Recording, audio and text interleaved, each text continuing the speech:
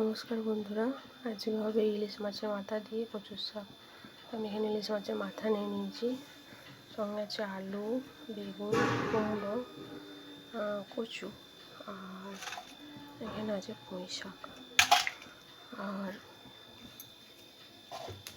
আছে ফোড়ন দেওয়ার জন্য 5 ফোড়ন, শুকনো লঙ্কা। যেহেতু মেয়েরা ঝাল খায় না, জন্য 2টো লঙ্কা দিই, টমেটো, আদা, আর এখানে আছে সর্ষে আর চন্দন একটুখানি বাটা। চলো স্টার্ট করি। গ্যাস চালু আছে, কড়া গরম হয়ে গেছে, সর্ষের তেল দেবো।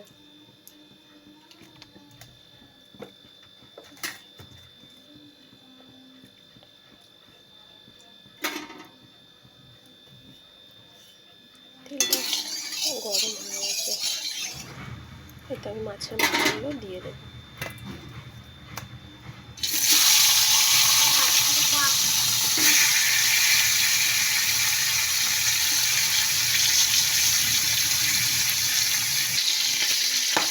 মাছের মাথাগুলো ভাজা হয়ে গেছে, হালকা করে ভেজে তুলে নেই এখন আমি, তাহলে তুলে নিই। এই তেলেতে আমি আবার সবজিগুলো ভেজে নেব। ভেজে নিয়ে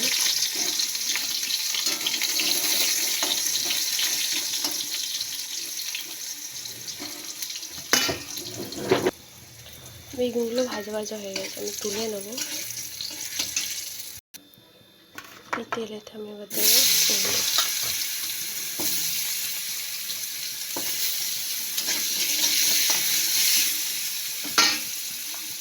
একটুখানি হলুদ আর নুন দিয়ে দেবো।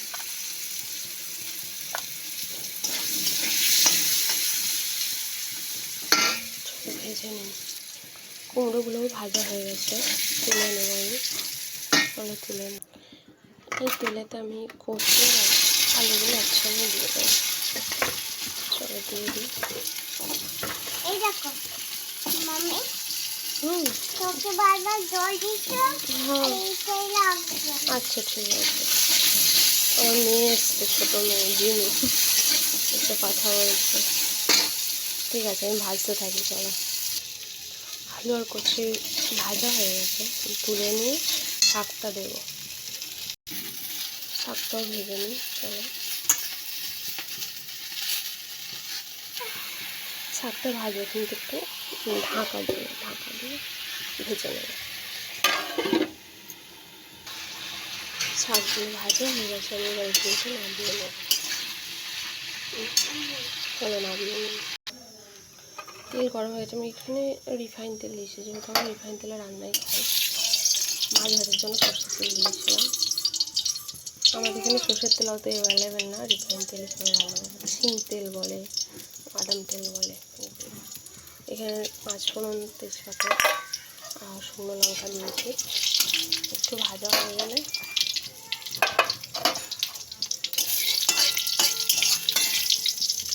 ভাজা হয়ে গেছে, তো আমি একটু টমেটো নেব।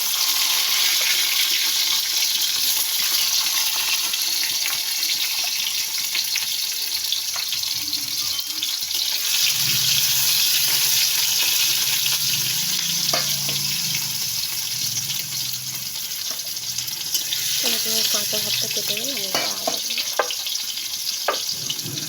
আদা বাটাটা দিলাম, একটু নুন দিয়ে দিই, অনেক ছিটকাবে, একটু নুন দিয়ে দিই।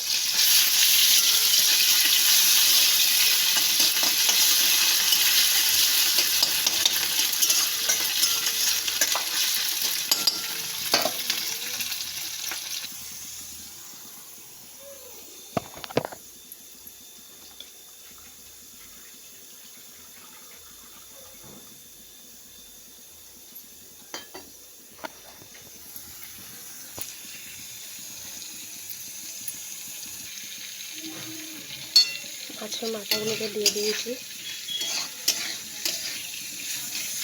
মশলায় তেল ভরে দিয়েছিলাম।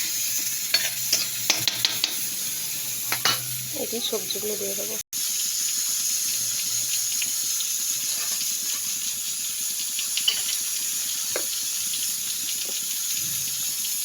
এতে সব সবজিগুলো দিয়ে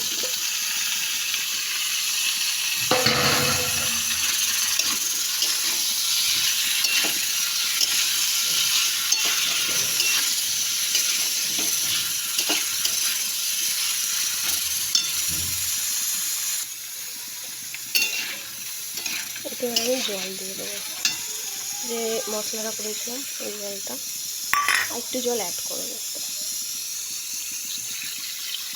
অল্প, দিয়ে ঢাকা দিয়ে দেবো, ফুটতে দেবো। তো এবার আলু আর কচু সব গলে গেলে